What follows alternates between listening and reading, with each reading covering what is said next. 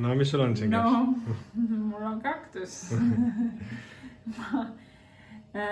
Ma lihtsalt mõtlesin, panen seda selle smuuti sisse, sest see smuutis on muidu vänge, tsitruseline. Aga miks ma arvan, et see on hea, on sellepärast, et alguses me jõime seda aktiiviat, mille sees on samasugune kaktus. Nopal oli ta, jah. Ingliskeelne, või isegi ma ei tea, kas jah, ingliskeelne oli tema vist pear cactus, pirni kaktus, aga ma ei leidnud eestikeelset vastet selle. Aga Tariili arvas, et me võiks seda maitsta ka enne või? No maitseme, no ma maitsen ka. No. Ta on siuke hapukas. Ta on nagu... Millega sa võrdleks?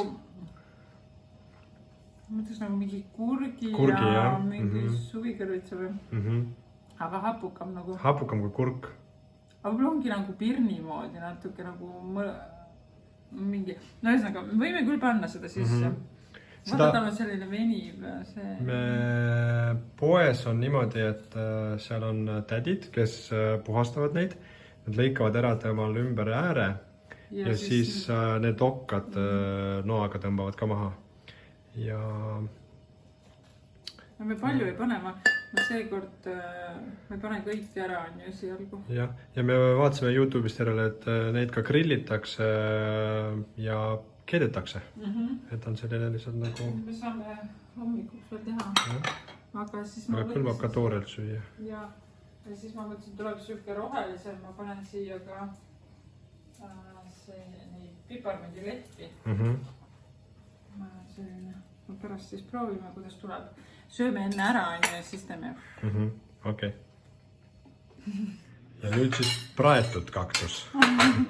No nii, mis maitsega on? Sa panid rohkem ketšupit muidugi kui kaktust ennast. Ma panin siia soola, pipart ka.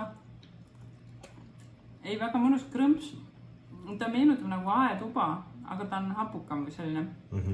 Nii krõmpsu tõesti. Sulle maitseb või?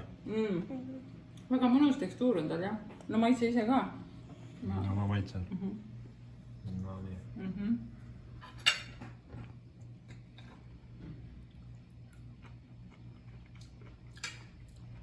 No väga hea. Väga hapukas. Väiks nagu... Mis sa ütlesid? Aetuba. Aetuba, jah. Aetuba, jah. Või suvikõrvits. Väga hea. Ja, super. Nii, see on nüüd, ma olen suur banaanifänn. Banana! See on nüüd siin kohalik banaan, on ju. Need on nagu meie banaanid, millega me oleme harjunud. Vaadake suuruse vahelt ka.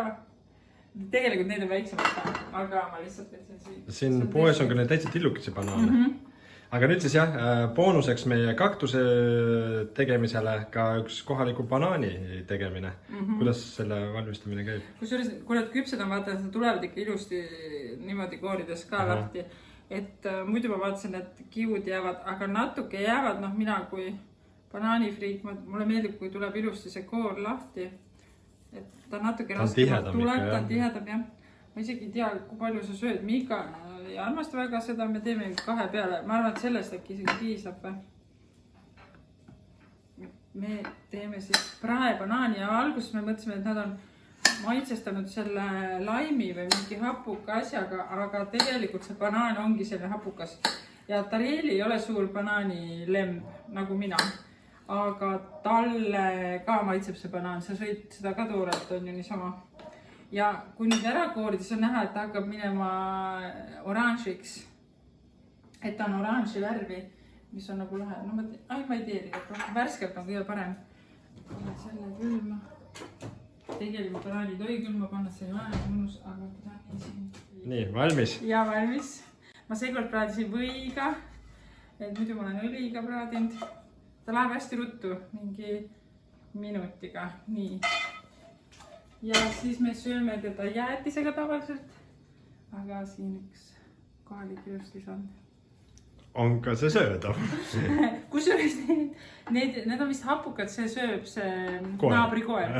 Jah, aga me võime ka proovida. Kui ta naabrikoer sööb, siis mürgine ei saa olla. Mürgine ei saa olla. No nii, head praetud banaani magustoitu.